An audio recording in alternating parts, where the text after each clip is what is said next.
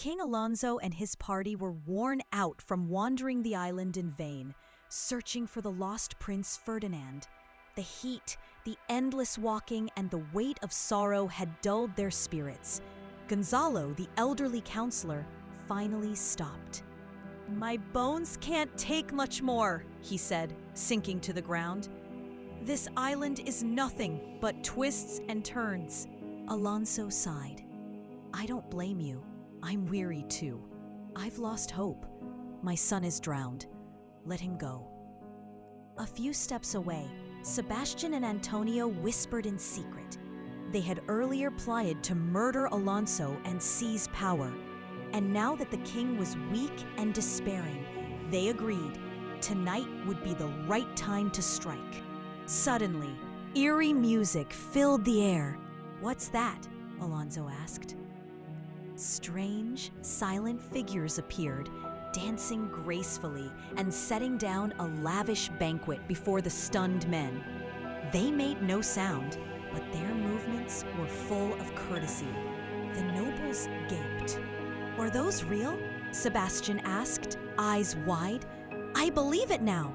Unicorns, phoenixes, anything's possible." Even Antonio the skeptic was convinced. "Travelers were right all along," he muttered. "Only fools doubt what they haven't seen." Gonzalo marveled. "If I told anyone back in Naples about this, they'd call me mad. These beings are strange, but they're kinder than most people I've known." Watching invisibly above, Prospero smiled grimly. "Some of these men," he thought, "are worse than devils." The dancers disappeared, leaving the food behind. Though suspicious, Alonso approached. "I'll eat," he said, "even if it's my last meal." Just as they reached for the feast, thunder cracked, lightning flashed. A monstrous harpy appeared, wings spread wide, Ariel in disguise, and with a clap of his claws, the entire banquet vanished. "You three," the harpy boomed, pointing at Alonso, Sebastian, and Antonio, "are men of sin. You stole Prospero's dukedom. You cast him and his child out to sea to die." The men drew their swords in panic, but they were powerless. "Fools," Ariel said. "Your blades can no more harm me than they can cut the air or stab water. You cannot fight fate." He turned to Alonso. "The sea took your son because of what you did. You'll suffer not a quick death, but a slow, creeping punishment. Only true repentance can save you now." With a final thunderclap, Ariel vanished.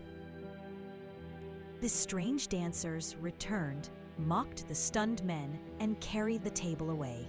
From his hidden perch, Prospero whispered, "Excellent work, Ariel. You played your part perfectly.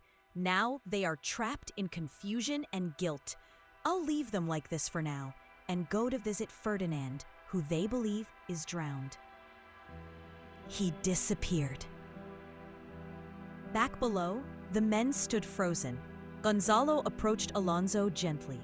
"Sir, why do you stare like that?" Alonso's voice shook.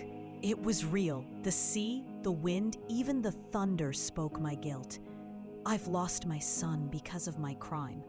I'll dive into the depths and lie beside him. He ran off toward the shore. Sebastian grabbed his sword. "Let them come. I'll fight any devil that follows." "I'll back you," Antonio said, and the two rushed after the king. Gonzalo looked at the rest. "They've gone mad. Their guilt has finally broken them. Please, you younger men, go after them before they do something terrible." "Come on," said Adrian, and they hurried off into the trees.